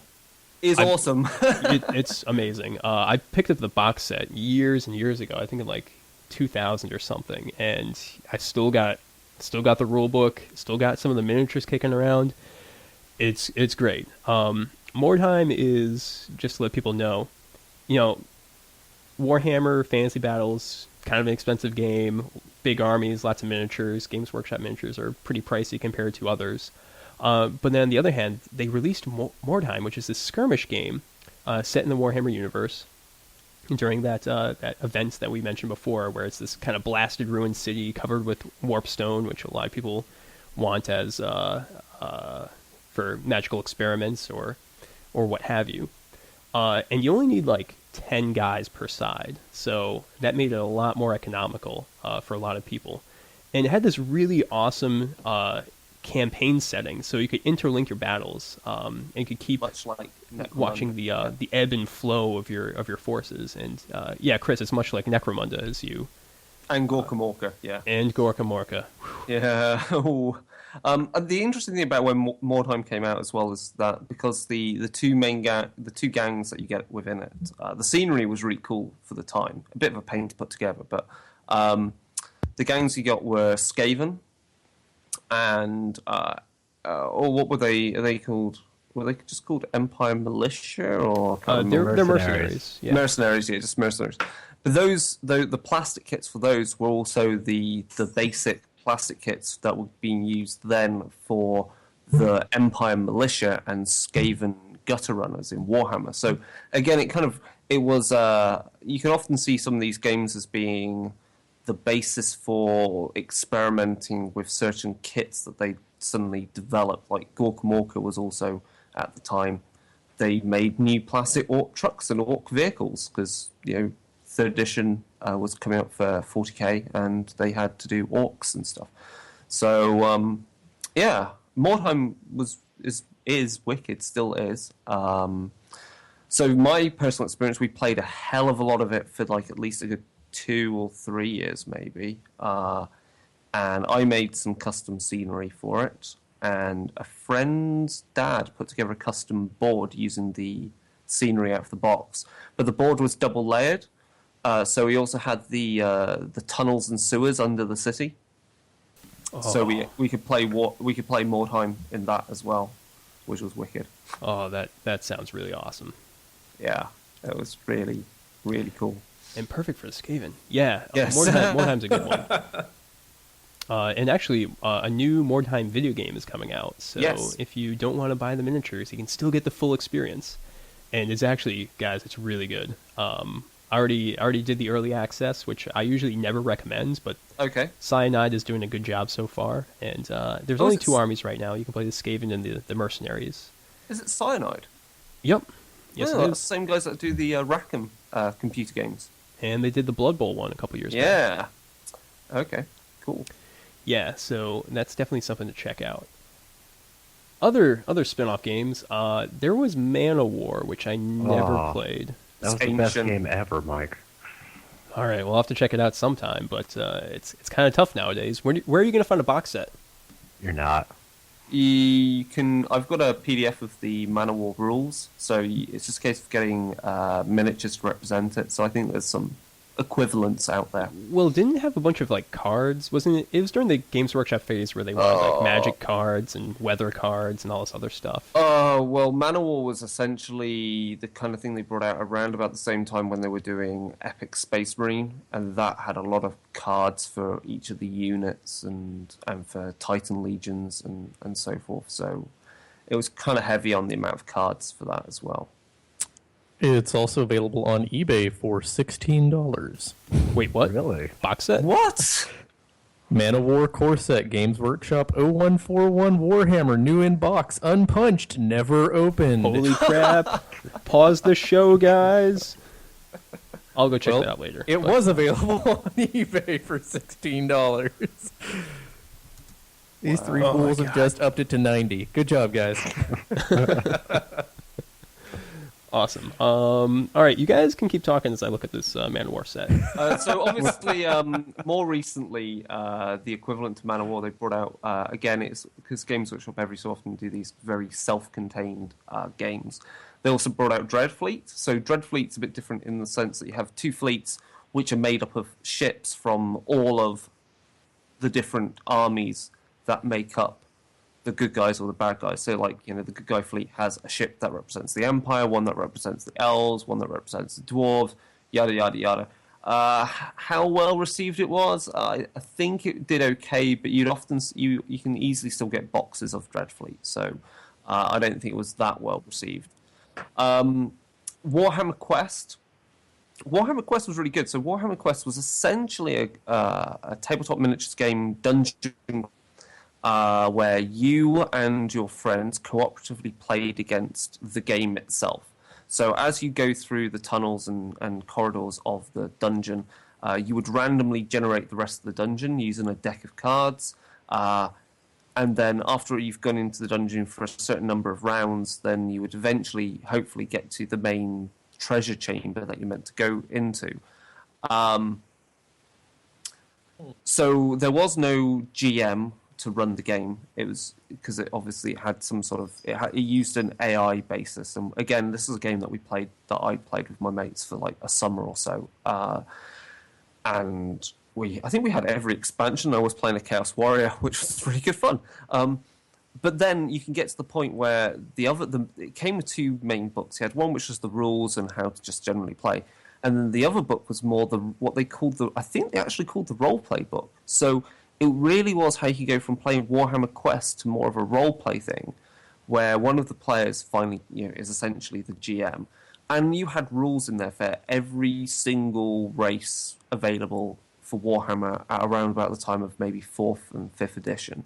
So between a bunch of friends who had decent collections of Warhammer figures, you could represent an entire dungeon that is actually the inside of some lizardman temple, or you could just have your dungeon completely populated by the undead. Because, of course, the Warhammer Quest box came with, like, undead and Skaven and orcs and everything. It was a full-on just smorgasbord of fantasy stuff to kill. But, yeah, I think in that way it was a very good intro into role-playing in that sense. And it surprisingly, again, I would say it was so popular that you then see companies kind of trying to replicate it to a certain extent. So, again, like Rackham with Hybrid. More recently, you can say maybe Kingdom Death and Journey Wrath of Demons tap into that kind of play experience. And, of course, Mantic, who kind of, the other alternative to Games Workshop, have recently done a Kickstarter for Dungeon something, which is basically Warhammer Quest. Anyone else play Warhammer Quest, or is it just me? Nope. No, not just here. me. Yeah. Wow. Yeah. I see what you mean. Sounds like you had fun. It was great. No, it was really good. Warmaster. So Warmaster is a 10mm war game. So that means like a base of a single base represents like something like 30 men. So you've got a base would have 2 strips of soldiers on it, and those soldiers are stood next together. So they're not individual figures. So in Warmaster, it was very easy to represent very large battles going on. Because of the very nature of the game, heroes and wizards and stuff play a very minor role. It's not Hero Hammer. They're not going to... So heroes and commanders attach to units to bolster them rather than being able to kill stuff on their own. And Warmaster's rule system is second to none. I mean, it uses the basis for Warhammer Ancients and other variants, because Rick Priestley, who obviously wrote Warhammer and Warmaster, also like playing various, historical war games. And so Warmaster is a really good default rule system for a lot of stuff, and it works incredibly well. Blood Bowl. I've played a good fair amount of, and again, which team do I play for that? Maybe humans and maybe undead. Undead are pretty cool for it. So Blood Bowl is essentially takes place in an alternate Warhammer world where even though all these crazy battles go on and you've got all these different races and everyone hates each other, yada, yada, yada, they still get together to play basically American football where you're allowed to kill each other. And people watch Blood Bowl because wizards will watch Blood Bowl and transmit what they see through crystal balls and magic, so people can then watch it through other crystal balls and so forth. It's ridiculous. But Blood Bowl, again, incredibly popular, and again, you can tell that because there's been, I think there's at least been a half dozen Kickstarters for Blood Bowl retro clones or variants, like, again, Mantic with Dread Bowl, which is essentially sci-fi American football. And there's some various other ones, like some have done something it's more like actual football rather than American football and stuff like that. Mike, you've played some Blood Bowl? Oh yeah. I played some of the tabletop and some of the video game. Yeah, tabletop. Really ridiculous setting. Really goofy. You can. We should probably bring up, of course, that Blood Bowl is not Warhammer. It just kind of looks like it. Completely different settings. Where in Blood Bowl, okay, well, if you're playing the Halfling team, you can have a Treeman. Okay, you can have a Halfling, little guy, run over, pick up the ball. A Treeman can walk over, pick up the Halfling, and throw him into the end zone. And if he doesn't die and holds on to the ball, you got a touchdown. So that's definitely pretty good. Where they have the that death roller for the dwarves. Yeah, they just kind of bring a giant steamroller onto the field and just run people over. You had the orcs had like some sort of chainsaw. The goblins had something which was basically like a killer pogo stick. I think the Chaos Dwarves may have had a cannon. It gets ridiculous. Yeah, the obviously. goblins also had like a bombardier. Yeah. And there was a chainsaw. There was one other one too, besides the pogo stick. I think it was just the ball and chain. Oh yeah. Oh yes, yeah. The Fanatics. I freaking hate them. I hated them so much in Warhammer that in Blood Bowl they're just even more annoying. I think because I didn't actually have a Fanatic model, but I had one from Talisman, so I used that in Blood Bowl. I'm not even going to talk about Talisman because Talisman is just a board game that Games Workshop made that just happened to use Citadel miniatures. It's not actually Warhammer. And if you want to play Talisman, you can get it from Fantasy Flight. Other games, there was Mighty Empires, which I never played. It's a really old one, but essentially it allowed you to do empire building. Again, it used kind of like a hex map. And yeah, they kind of brought back the idea of that hex map type thing as a plastic kit, as an add-on for either Warhammer or there's the equivalent for Warhammer 40,000. So again, you can use it as part of a campaign gameplay. So you've got like territories to capture and so forth. And then in White Dwarf, they did other silly things like a Bretonnian jousting game or. Do they do like a barroom brawl type game for orcs? Oh, they did they did. They did tons of stupid little things. But that was back when White Dwarf was actually worth buying. Well, and as you mentioned before with the hex maps, even when Games Workshop released actual campaigns for Warhammer the game, which they do not do anymore. Yeah, because also like with Mordheim, they also made Mordheim essentially available so you could play with any race within Warhammer as war bands.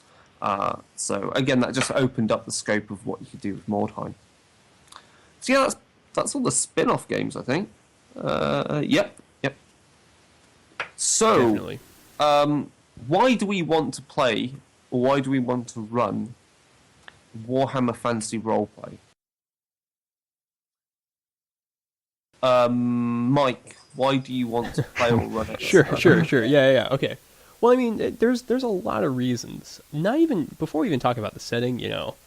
I was a nerdy little kid back in middle school, and I had my little Warhammer miniatures and all that. And I was painting them on the weekends, so there's definitely some nostalgia for me when it comes to the Warhammer setting. And I really liked it when I was just kind of reading over the basic background material and kind of getting into the game. And then now when I kind of take a step back, a little bit older, and I'm looking down at the details of the setting, there's a lot of depth to it. There's a lot of really interesting considerations with how, let's say, chaos exists, and how perhaps these other mortal gods are actually part of the existing chaos gods. Maybe Sigmar is part of Khorne, the god of fury and blood. So there's really kind of interesting depth and areas that you can explore in the setting. But likewise, it's also fairly open, so there's a lot of room for me as a game master to be able to make my own village or expand on a particular empire province and really provide the game that I want to have and the story I want to tell. So it kind of scratches that itch where there's enough background detail to give me a game in a world that I can explore, but there's not too much overbearing detail that it's really going to hold me back. There's not too much, let's say, meta plot or that sort of thing. And then even beyond that, it's kind of like this fantasy version of Call of Cthulhu. So you get to play these characters who are in way over their heads, and just kind of see what kind of hijinks ensue, which is always just pretty fun and interesting for a game. So that's why I like Warhammer as a role-playing game, and also kind of why I like it as a game setting with the miniatures game. Mm. Cool. Yeah, I think as a role-play game setting, it is that idea of being way, you're just like a bunch of locals from some village, because the Warhammer setting has enough room for you to create your own little patch of dirt that's yours for your campaign. And just the idea that these poor folk just get way in over their head with this chaos cult or having to deal with rampaging beastmen or perhaps some necromancer. I'd be interested, say, running Warhammer, either running or using the setting for Warhammer, say, of Talia or Astalia, because those locations of Warhammer World, because they're much further away from chaos. Chaos isn't as even there is not as important. So you could really get more into, say, even more of a gritty kind of setting where humans are the main things, and look at the setting that way, and then introduce everything else. So everything seems a lot more fresh, rather than look, it's just another orc. You don't kind of want that feel. You want, when things turn up in the setting, to really kind of shock or to be exciting for the players. Yeah, I think going off those things, the setting just appeals to me because, like everyone said, you're just all in. You're in over your head at all times. I like the scarcity of it. Like, your whole goal of the game is not just to survive, but just to become competent at whatever you're trying to do. It's not to be the hero of the day. It's just, we're going to get along, and maybe at the end of the day we'll do something. And that, to me, feels more... It's just a nice change of pace from always having to do the high end. We're going to be the hero. We're going to go out. We're going to save the day. Instead of, I'm going to try and walk around this town and hope I don't die, I don't catch the plague, I don't lose a limb, and then maybe we'll find something to eat. And so it makes it more micromanaging, which I enjoy. Cool. Chigg, what from what you've heard and everything, what kind of grabs your interest from it as a role-play game? Well, it's been around forever, and I haven't played it yet, so that alone kind of makes me want to give it a try, see what all the hubbub is. What you guys have mentioned, it all sounds really interesting, and there's a big, huge backstory, and I'm a big backstory kind of fan. Not really sure how the low-level zero characters are really going to how much they will appeal to me. That's not really the type of game that I usually like to play, but maybe for a change, I would enjoy it. Jake, that's a damn lie. Let's be serious. You want to play as a rat catcher. You want to play as a cook who's been hired by the magistrate into a secret conspiracy, and you're gonna have to go after those evil ratmen with your rolling pin. That may be true, but I want to have the opportunity to move beyond being the head of the Rat Catcher Guild or the sous chef or whatever the later level classes are called. But that's the beauty of it, is that you do. I mean, so should we? I actually have the book right here. I mean, I could talk about some of the careers Want me to and get kind it? of go through. Is that second edition got you're it. looking at? All right, Chigg, we're gonna look at first edition. Oh, First edition right here, because that's the best. Okay. So let's look at some of the basic careers, just because this is kind of fun and interesting. If I can find the right page. Okay. Tell me how I go from being a baker to being Okay. anything All right, okay, so- incredibly fun. so basically, Chigg, like you have the starting careers, and starting careers have exit careers. They have a selection of careers that once you've maxed out in that career, you can exit to, or you Okay. can. So essentially, once you max out being a rat catcher, you can go on to being one of 2 or 3 new careers, and of course, they in turn have their own exit careers. So in that way, it does allow you to suddenly you're essentially forging your own kind of life path of careers as you and gaining new skills that way. In some respects, you can see where, say, the Iron Kingdoms roleplay game took some inspiration with the careers, but I think Iron Kingdoms is a bit more flexible in how you combine careers and move through them, whereas Warhammer's kind of a bit more gritty, real. Like, you start as a rat catcher, the next level up from that is dog catcher, or you get that kind of thing. Or like I would say a rat catcher would go on to be, as Mike said, like a town warden, and then on from that maybe you're looking at, say, a man at arms or an executioner or something like that. But what I'm saying is, Man at Arms is where you start the game at first level in other fantasy. Yeah, exactly. Yeah. I don't want to play, the level -10 to 0. But that's why it's For my fun, D&D because character. no one suspects you. That's why you can get into things and just be, and no one suspects that you're going to be the guys that kind of caused the downfall of this grand conspiracy of cultists. Yeah. So, Chigg, let's talk specifics here. Let's talk about the rat catcher. Okay. You start off, you're Everybody's walking through the favorite sewers, class, all right? apparently. You're stabbing rats with your pointy stick, And and you get really good at it, Chigg. You get really good at it. Maybe you even fought a Skaven. Yeah. Maybe a Beastman. Because And then people you don't leveled believe in up, Chigg. Skaven. In the Empire, no one believes in Skaven. They're an urban legend. Oh, no, those are just Beastmen. Those are just Beastmen. Yeah. It just kind of got in the sewers. Who knew how it happens? It's kind of short. There's not a conspiracy of evil ratmen living subterranean under the ground, plotting to overthrow our entire empire. That's ridiculous, and you're crazy for suggesting that.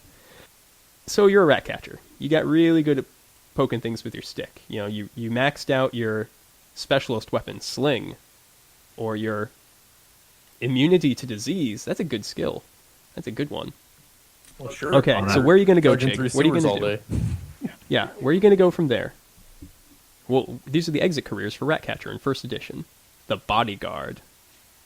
Okay, you're really good at poking things with that stick. Why don't we give you a club? Okay, pretty good. Maybe a footpad. Maybe you getting into the underworld a little bit, And you also have instead of your sharp stick, maybe you have a board with a nail in it or something. Maybe you become a grave robber, because you know what?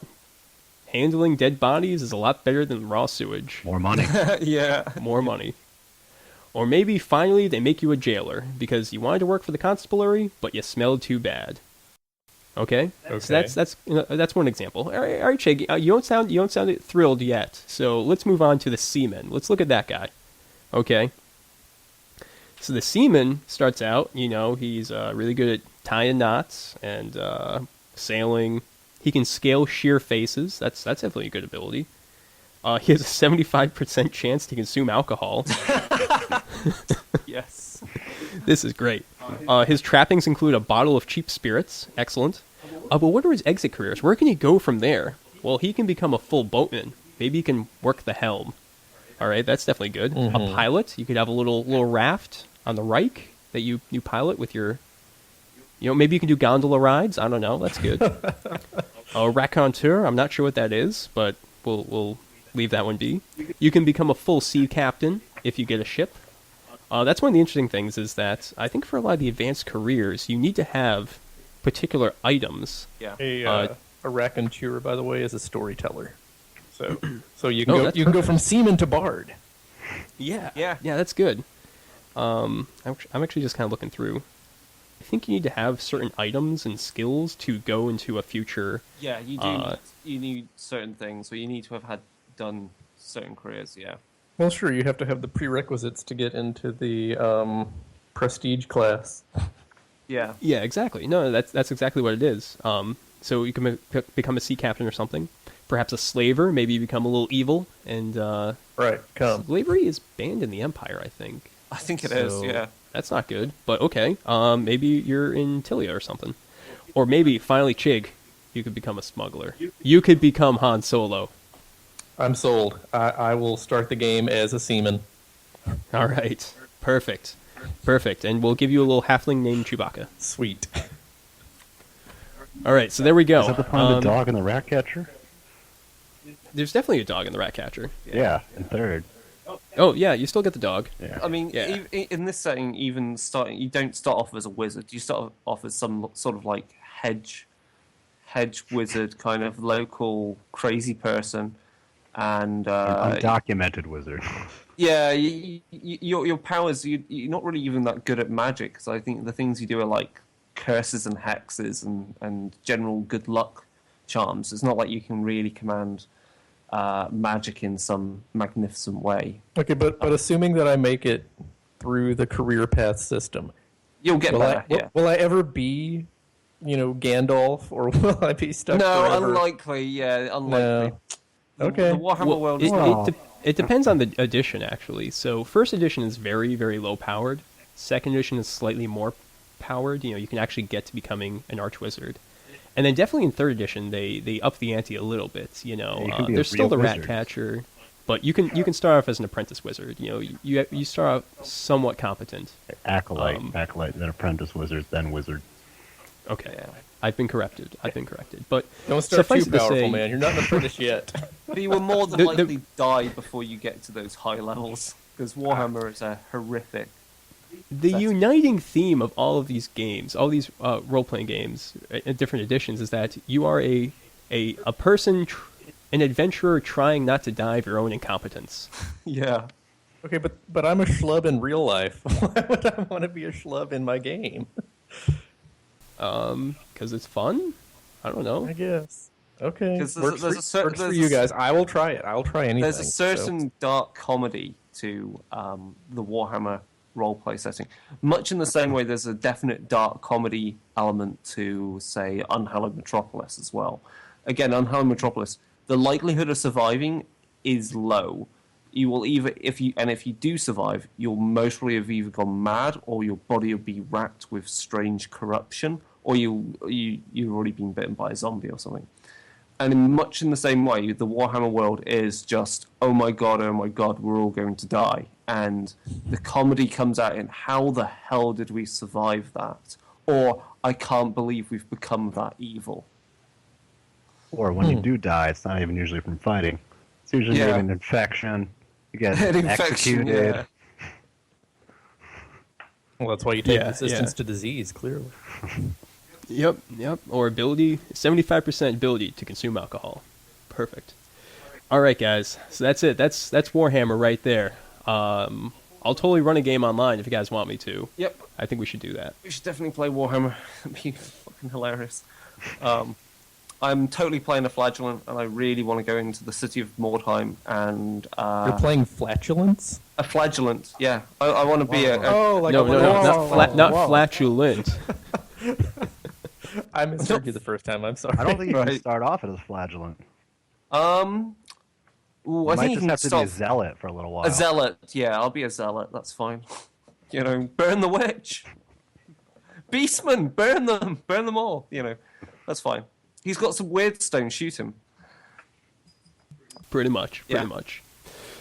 Yeah, good stuff. So I think that's it for Warhammer tonight. Closing remarks. I don't know, Brice. Do you have a Twitter account that you want people to contact you on, or do you have a future podcast that you might be doing that you want to pimp? I don't know, Mike. Do I? We'll get around to it eventually. There will be some comic adventures of Brice and Mike. But that's for another day. Totally. So with that, I think that's it. Thanks everyone for listening to this episode. If you want to get in contact with us and ask us some questions about Warhammer or something like that, you can shoot us an email over at darkerdaysradio@gmail.com. You can check us out on Facebook at facebook.com/darkerdaysradio, or check out our Google Plus community where it's always really hopping. And that's just go on to Google Plus and search for Darker Days Radio, and you should find us. Or check out the show notes where you have links to Facebook and G+. So I think that's pretty much it. And yeah, thanks everyone. Have a good night.